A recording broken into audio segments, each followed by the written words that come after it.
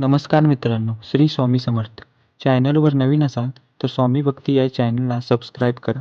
व्हिडिओला लाईक व शेअर करा. स्वामींचे भक्त असाल तर कमेंटमध्ये श्री स्वामी समर्थ नक्की लिहा. चला तर मग व्हिडिओला सुरुवात करू. रोगराईपासून दूर राहण्यासाठी हे जेवणाचे 28 नियम तुम्हाला माहीत असणे अत्यंत गरजेचे आहे. हे नियम माहीत झाल्यावर तुमच्या घरात कोणीही आजारी पडणार नाही. 1. हात, पाय, तोंड स्वच्छ धुवून जेवायला बसावे.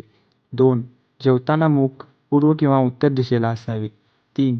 पश्चिम दिशेला मुख करून जेवल्यास ते जेवण राक्षसांना मिळते व रोग पाठीशी लागतो. 4. कधीही पायामध्ये चपला किंवा बूट घालून जेवण करू नये. 5. जेवणाची सुरुवात करण्यापूर्वी देवी देवतांचे आवाहन करावे. विश्वातील सर्व प्राणीमात्रांना भोजन मिळावे, कोणीही उपाशी राहू नये अशी प्रार्थना करावी. 6. जेवण करताना शक्यतो मौन बाळगावे, गप्पा करत भोजन करू नये. 7. राग किंवा संताप आलेला असताना भोजन करू नये. 8. जेवण करताना तोंडातून विचित्र आवाज काढू नये. 9. दिवसातून कमीत कमी 1 वेळा तरी सर्व कुटुंबासोबत बसून जेवण करावे. 10. जेवण किचनमध्ये म्हणजे स्वयंपाकघरात बसूनच करावे, त्यामुळे आपल्या कुंडलीतील राहू ग्रह शांत होतो. कुटुंबावर आकस्मिक संकटे कोसळू नये यासाठी राहू ग्रह महत्त्वाचा मानला जातो. 11. जेवण करताना जेवणाचे ताट कधीही एका हातात धरून भोजन करू नये, त्यामुळे खाल्लेले अन्न प्रेतयोनीत जाते. 12.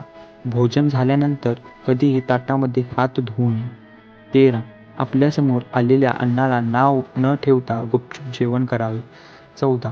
ताटातील संपूर्ण अन्न संपवावे, उष्टे पडू देऊ नये. 15. जेवण कधीही सोफ्यावर किंवा बेडवर बसून करू नये. 16. तडा गेलेल्या फुटलेल्या भांड्यांमध्ये कधीही जेवण करू नये. 17. खूप गोंधळ असलेल्या ठिकाणी कधीही जेवण करू नये. 18. पिंपळाच्या किंवा वडाच्या झाडाखाली कधीही जेवण करू नये. 19. उभे राहून जेवण करणे शास्त्रात अत्यंत चुकीचे मानले गेले आहे. 20. अति गोड, अति आंबट, अति तिखट अन्न खाऊ नये. 21. कोणी उष्टे ठेवलेले अन्न देखील खाऊ नये. 22. जेवण करताना कोणत्याही वाईट घटनांवर, संकटांवर चर्चा करू नये. 23. जेवण करताना सर्वात आधी गोड, त्यानंतर खारट, त्यानंतर कडू पदार्थ खावावे. 24. जेवण करताना किंवा जेवण झाल्यानंतर लगेच पाणी पिऊ नये. 25. जेवण झाल्यावर कमीत कमी 100 पावले चालावी, याला शतपावले असे म्हणतात.